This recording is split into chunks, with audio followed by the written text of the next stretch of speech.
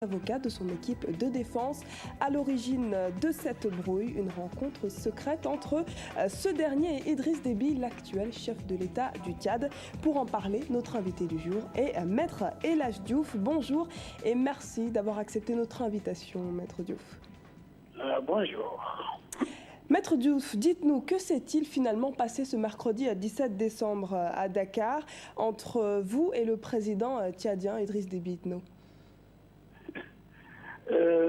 Une rencontre tout à fait normale. Qu'est-ce que vous appelez normal? On ne peut pas qualifier de secrète, elle n'est pas secrète, la rencontre. Elle n'est pas secrète, mais le client... C'est M. Habré qui n'a pas été prudent, parce qu'il ne m'a pas donné la chance de le rencontrer. Je suis venu à la prison, il ne m'a pas reçu, peut-être qu'entre-temps, on a dû le manipuler. Et alors qu'il devait savoir que moi, je me suis engagé dans cette affaire pour le faire libérer, pour trouver une issue. Maître Diouf, vous parlez d'une rencontre. Vous parlez d'une rencontre, cette rencontre en aparté d'un sommet qui a eu lieu à Dakar, mais votre client dit ne pas avoir été averti. Mais je ne peux pas l'avertir en prison. Vous êtes son avocat, vous ne communiquez pas avec lui? Mais je communique avec lui, tout le temps, mais pour dire que je puisse communiquer avec lui. La rencontre avec un président de la République qui doit repartir, ça ne me permet pas d'aller le rencontrer quand même. Et qui a initié cette rencontre finalement? Qui a initié cette rencontre? Selon Habré, c'est l'État du Sénégal qui l'a initié. Qu'est-ce que vous répondez? C'est faux. Le Sénégal n'est pas informé, Macky Sall n'a pas été informé. Aucune autorité sénégalaise n'a été à l'origine de cette rencontre. Même Hissène Habré n'a pas été informé. Finalement, qui était informé de cette rencontre? Et personne. Même pas vous? C'était organisé? Comment? C'est même pas vous, vous n'étiez pas au courant? Qui a été informé de cette rencontre finalement? Mais non, ça, c'est dans le cadre du secret. Je ne peux pas vous donner, vous divulguer les secrets. Mais ce que je peux vous dire, c'est qu'aucune autorité sénégalaise n'est intervenue pour qu'il y ait ce contact. Parce qu'il s'agit tout simplement d'un contact. Donc, une petite rencontre, est-ce qu'on veut l'appeler rencontre? Donc, mais elle a bien eu lieu, cette rencontre. Ils sont allés très vite en besogne pour raconter n'importe quoi. Elle a quand même eu lieu, cette rencontre, et finalement, rien de ce qui s'est dit de cette rencontre n'a filtré. Qu'est-ce qui prouve alors que c'était dans l'intérêt de votre client? Oh bon, ça c'est pas le problème des autres. Il faudrait qu'il montre le contraire, que ce n'est pas dans son intérêt.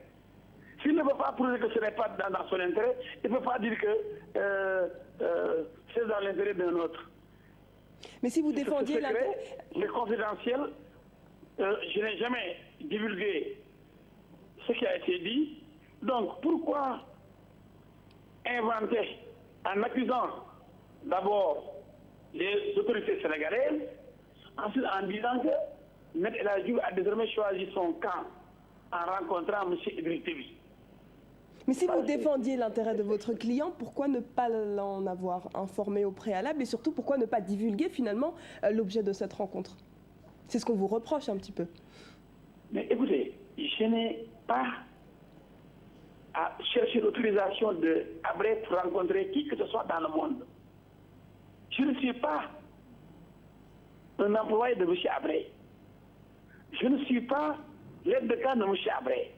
Je suis son avocat. C'est à moi de prendre des initiatives pour l'aider à sortir de cette situation.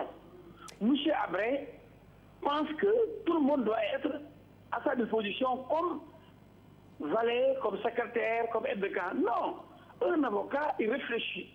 Il a la science, il a les relations, il a les réseaux. La preuve, j'ai voyagé pour lui à Khartoum, un pays en guerre. J'ai voyagé pour lui à Addis Abeba, à Banjul, à Bamako, dans des sommets de chefs d'État de l'Union africaine, dans des sommets France-Afrique, pour rencontrer des présidents, pour trouver une solution à son problème.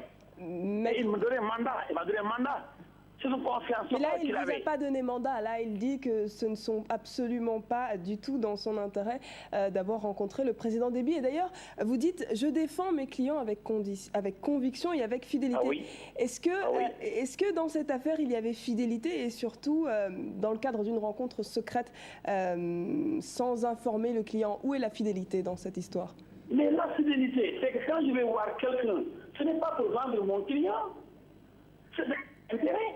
Mon client, il est en prison, je ne peux pas le voir à tout moment, mais je dois lui rendre compte, n'est-ce pas? Mais chaque fois que je dois agir, je ne suis pas tenu d'aller le voir comme un élève qui demande au maître s'il peut aller aux toilettes. Mais ce qui dérange... Moi, je suis conseiller pour le débat avec loyauté et fidélité. Et il le fait avec conviction. Pendant 14 ans, il a dévoré 10 avocats. Maître Bandi Kenya, Maître Mamadou, Maître Doudou Ndoye, et maintenant, Maître Elas Maître Diouf. Hélène Cissé, Maître Sélékel Dorli, Maître Cheikh Amadou Ndiaye, Maître Ali Fall, tous les avocats qui sont venus et qui ont travaillé avec moi sont repartis. Parce qu'Abré est un homme difficile. Mais maintenant, vous faites Mais partie... moi, vous faites je l'ai partie... toujours défendu avec conviction. Et jusqu'à présent, je me bats. Je me bats pour qu'on ferme les chambres africaines extraordinaires. Je me bats encore pour qu'il soit libéré. Et quand Idriss Déby lui-même tourne le dos aux chambres africaines extraordinaires, quand le président Idriss Déby lui-même refuse de collaborer avec les chambres africaines extraordinaires qu'il avait financées, en refusant d'envoyer les Tchadiens qui sont poursuivis, quand le président Idriss Déby lui-même organise un procès à N'Djamena, je dis que le président Déby a posé des actes concrets qui montrent qu'il est contre cette histoire de colonialisme, de justice colonialiste et impérialiste imposée par l'Occident et les États-Unis d'Amérique. Je dis donc, ce président-là, le rencontrer ne peut pas nuire à M. Abré. Au contraire, ça pourrait peut-être déboucher sur une solution qui arrange et le peuple tchadien et Abré. Moi, c'est ça qui m'intéresse, pour aller vers une solution vérité et réconciliation, pour que s'arrête cette poursuite contre Abré, cet acharnement contre Abré. Maître Diouf, vous dites continuer d'aider la cause Hissène Habré. Quelles sont les actions concrètement que vous allez mener alors que votre client ne veut plus de vous concrètement? Non, mon client, il n'a rien compris, le pauvre. Moi, je me suis engagé dans un combat que je vais mener jusqu'au bout, jusqu'à son terme. Je vais prendre toutes les initiatives. Je ne suis plus son avocat, mais je suis un Sénégalais qui aime l'Afrique, qui se bat pour la dignité africaine. Je vais mettre sur pied un comité pour l'annulation des chambres africaines. Je me battrai partout comme je l'ai fait, partout dans les pays africains, dans les grandes rencontres, dans les forats, dans les rencontres de l'Union africaine, pour qu'on ferme les chambres africaines, qui ne soient en réalité que des chambres sénégalaises. Il n'y a pas d'Africains en dehors des Sénégalais. C'est une tricherie. Il faut fermer ces chambres africaines. Et je me battrai pour.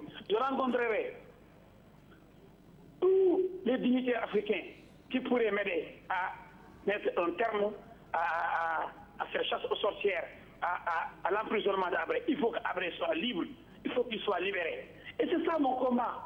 Malheureusement, Abré n'a rien compris. Je ne sais pas s'il a été manipulé, par qui. Il est très vite en besogne. Mais pour qui me connaît, moi je suis un homme de conviction. Je me bats pour mes convictions. Vous m'avez vu affronter les forces de l'ordre, prendre les avions, sans qu'Abré ne me paye. Après, vous savez qu'il ne paye pas. Merci. Mais je l'ai fait par conviction. Merci en tout cas d'avoir répondu à nos questions, Maître Elas Diouf. Nous suivrons avec attention la suite de toute cette affaire. À très bientôt.